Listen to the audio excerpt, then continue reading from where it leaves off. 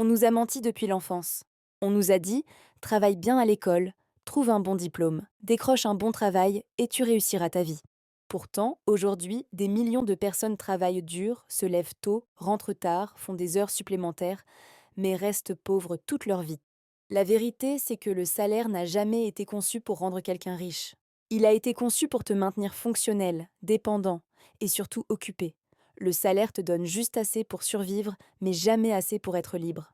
Regarde autour de toi. Combien de salariés connaissent une réelle liberté financière? Très peu. Pourtant, ce sont eux qui font tourner l'économie. Ce paradoxe n'est pas un hasard.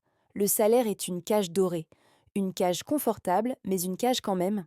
Tant que tu dépends d'un salaire, ton temps appartient à quelqu'un d'autre. Et tant que ton temps ne t'appartient pas, ta richesse ne t'appartiendra jamais. Robert Kiyosaki, l'auteur de Père riche, Père pauvre, raconte que son père pauvre avait un excellent salaire, un haut niveau d'études, mais qu'il est mort sans richesse réelle. À l'inverse, son père riche n'avait pas de salaire fixe. Il construisait des systèmes. Il faisait travailler l'argent à sa place. Voilà la différence fondamentale que personne ne t'explique à l'école. Le salaire te donne une illusion de sécurité. Chaque fin de mois, l'argent tombe, et tu te dis que tout va bien. Mais cette sécurité est fragile. Une maladie, un licenciement, une crise économique, et tout s'écroule. La vraie sécurité ne vient pas d'un salaire. Elle vient de ta capacité à créer de la valeur, à résoudre des problèmes et à générer des revenus indépendamment de ton temps. Prenons l'exemple d'Henry Ford. Il a compris très tôt que la richesse ne venait pas du fait de travailler plus dur, mais de créer un système qui permet à des milliers de personnes de produire de la valeur. Les ouvriers de Ford avaient un salaire. Ford, lui, possédait le système. Et c'est pour cela qu'il est devenu riche, pas eux. Le problème du salaire, c'est qu'il est plafonné. Ton patron peut t'augmenter, oui, mais toujours dans une limite. Ton revenu est directement lié à ton temps. Si tu ne travailles pas, tu ne gagnes pas. Et même si tu travailles plus, ton corps et ton esprit ont des limites. La richesse, elle, n'a pas de plafond quand elle est basée sur des actifs. Un actif, c'est quelque chose qui met de l'argent dans ta poche même quand tu dors. Un salaire, au contraire, s'arrête dès que tu t'arrêtes. Warren Buffett a dit un jour: si tu ne trouves pas un moyen de gagner de l'argent pendant que tu dors, tu travailleras jusqu'à ta mort. Cette phrase résume toute la vérité sur le salaire. Le salarié moyen échange sa vie contre de l'argent. 8 heures par jour, 5 jours par semaine, 40 ans de sa vie.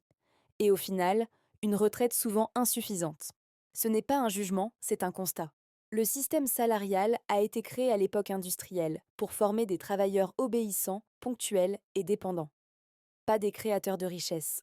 Même les célébrités que tu admires l'ont compris. Cristiano Ronaldo ne s'est pas enrichi uniquement grâce à son salaire de footballeur. Il a investi dans des hôtels, des marques, des contrats d'image. Beyoncé n'est pas riche seulement grâce à ses concerts, mais grâce à ses entreprises, ses parts, ses marques. Le salaire n'a été que le point de départ, jamais la destination. Le vrai danger du salaire, c'est qu'il t'empêche de réfléchir. Quand tu es fatigué, stressé, préoccupé par les factures, tu n'as plus l'énergie mentale pour penser à l'avenir. Tu vis en mode survie.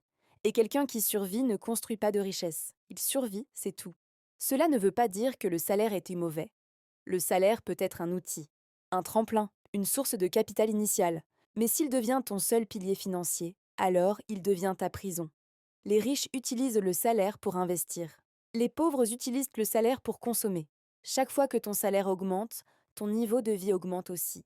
Nouvelle maison, nouveau téléphone, nouvelles dépenses. Résultat, zéro liberté en plus. Juste plus de chaînes, mais en or. C'est ce qu'on appelle l'inflation du style de vie. La vraie question n'est pas combien tu gagnes, mais combien tu gardes et comment tu fais travailler ce que tu gardes. Tant que tu ne transformes pas ton revenu en actif, tu resteras dans la course du rat, peu importe ton salaire. La vérité sur le salaire est simple, mais dérangeante. Il ne te rendra jamais riche parce qu'il t'apprend à dépendre, pas à créer. Il t'apprend à attendre la fin du mois, pas à construire le futur. Et tant que tu ne changes pas cette mentalité, rien ne changera.